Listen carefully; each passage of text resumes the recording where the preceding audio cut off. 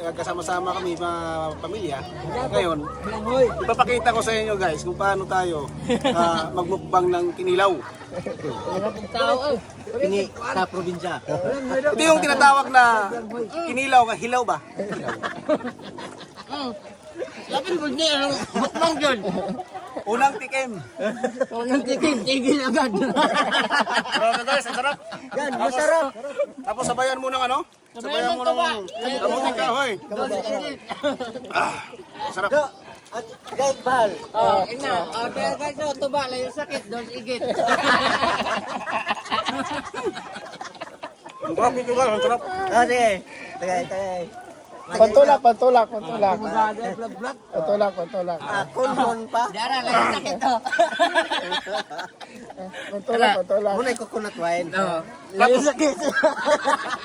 tulakan natin guys ng, dito kayo sa bayan namin, bayan ng kalubian. Ibig sabihin ng kalubian, kanyugan.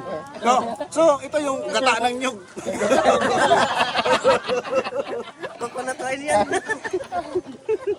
Ito yung produkto ng ano,